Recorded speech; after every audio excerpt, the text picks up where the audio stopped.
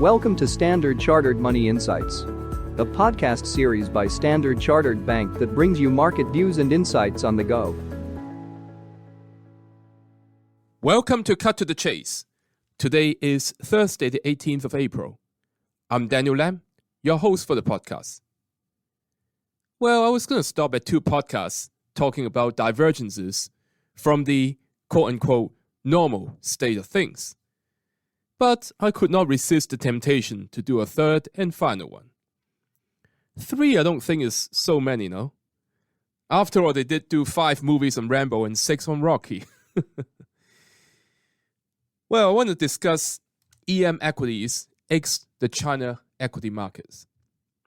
We continue to see very frothy long there, especially in the 2 North Asian semiconductor markets, Korea and Taiwan. They have been the main beneficiaries of these foreign flows, thanks to the AI hype and the strengthening of the soft or no landing narrative. Foreign equity flows in these markets, however, have started to feel the weight of a strengthening US dollar, and we believe there could be scope for further outflows.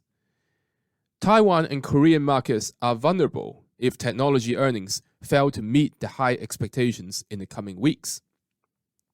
Now, CTAs seems to have very stretched long EM equity positions.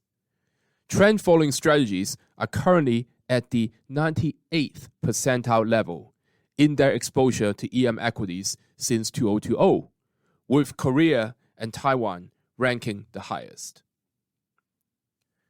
EM equity positioning may also cash down to bond positioning.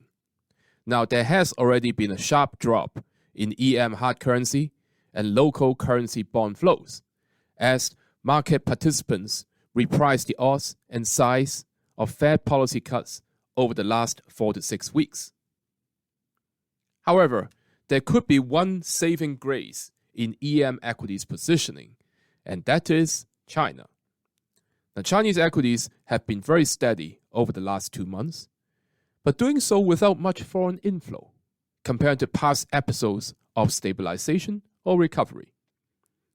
Positioning is certainly not a headwind against Chinese equities, and bears risk capitulating if macro momentum continues to improve gradually relative to expectations.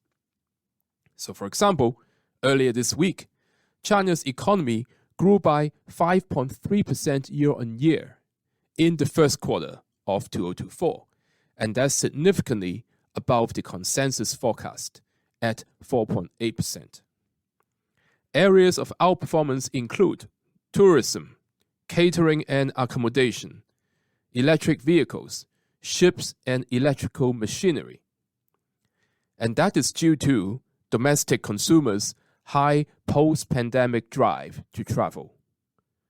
Also due to strong policy support for industrial upgrading and the green transition. So the uncertainties in global markets, plus the positioning, may lead to profit taking in Korea and Taiwan markets, and then rotation into the under-owned Chinese equities.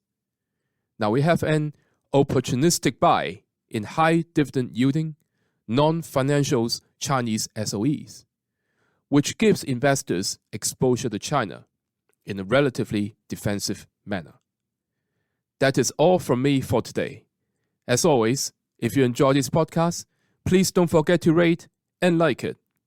Thanks for listening, and we wish you a happy day ahead. Thank you for listening to Standard Chartered Money Insights, a podcast series by Standard Chartered Bank. For more details, visit Market Views on the Go on our website or click the link in the description.